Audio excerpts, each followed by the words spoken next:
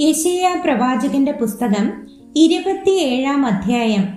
അന്നാളിൽ യഹോവ കടുപ്പവും വലുപ്പവും ബലവും ഉള്ള തന്റെ വാൾ കൊണ്ട് വിദ്രുത സർപ്പമായ ലിവ്യാഥാനെയും വക്രസർപ്പമായ ലിവ്യാഥാനെയും സന്ദർശിക്കും.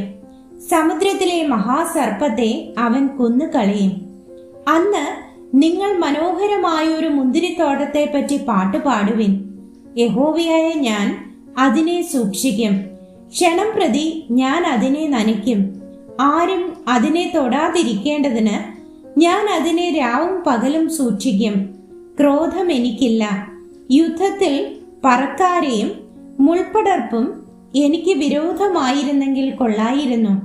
ഞാൻ അവയുടെ നേരെ ചെന്ന് അവയെ ആകപ്പാടെ ചുട്ടുകളയുമായിരുന്നു. അല്ലെങ്കിൽ അവൻ എന്നെ അഭയം പ്രാപിച്ച് എന്നോട് സമാധാനം ചെയ്തു കൊള്ളട്ടെ. അതെ, അവൻ എന്നോട് സമാധാനം ചെയ്തു കൊള്ളട്ടെ. വരും കാലത്ത് യാക്കോബ് വേരൂന്നുകയും ഇസ്രായേൽ തളർത്തു പൂക്കുകയും അങ്ങനെ ഭൂതലത്തിന്റെ ഉപരിഭാഗം ഫലപൂർണമാകുകയും ചെയ്യും.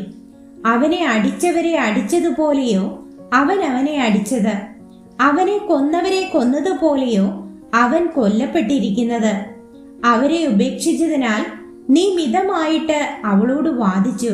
കിഴക്കൻ കാറ്റുള്ള നാളിൽ അവൻ കൊടുങ്കാറ്റ് കൊണ്ട് പാറ്റിക്കളഞ്ഞു. ഇതുകൊണ്ട് യാക്കോബിന്റെ അകൃത്യത്തിന് പരിഹാരം വരും. അവന്റെ പാപത്തെ നീക്കിക്കളഞ്ഞതിന്റെ ഫലമെല്ലാം ഇതാകുന്നു. അവൻ ബലിപീഠത്തിന്റെ കല്ലൊക്കെയും ഇടിച്ചു തകർത്ത ചുണ്ണാമ്പു കല്ല് പോലെ ആക്കുമ്പോൾ അശേര പ്രതിഷ്ഠകളും സൂര്യസ്തംഭങ്ങളും ഇനി നിവർന്നു നിൽക്കയില്ല. ഉറപ്പുള്ള പട്ടണം ഏകാന്തവും മരുഭൂമി പോലെ നിർജ്ജനവും ശൂന്യവും ആയിരിക്കും. അവിടെ കാളക്കിടാവ് മേഞ്ഞു കിടന്ന് അവിടെയുള്ള തളിരുകളെ തിന്നുകളയും. അതിലെ കൊമ്പുകൾ ഉണങ്ങുമ്പോൾ ഒടിഞ്ഞു വീഴും. സ്ത്രീകൾ വന്ന് അത് പെറുക്കി തീ കത്തിക്കും.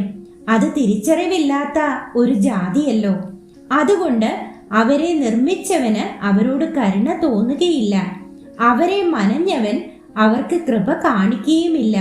അന്നാളിൽ യഹോവ നദി മുതൽ മിസ്രയീം തോടുവരെ കറ്റ മെതിക്കും.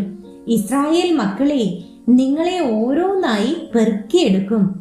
അന്നാളിൽ മഹാകാഹളമൂതും. അശൂർ ദേശത്ത് നഷ്ടരായവരും മിസ്രയീം ദേശത്ത് ഭ്രഷ്ടരായവരും വന്ന് യെരൂശലേമിലെ വിശുദ്ധ പർവ്വതത്തിൽ യഹോവയെ നമസ്കരിക്കും.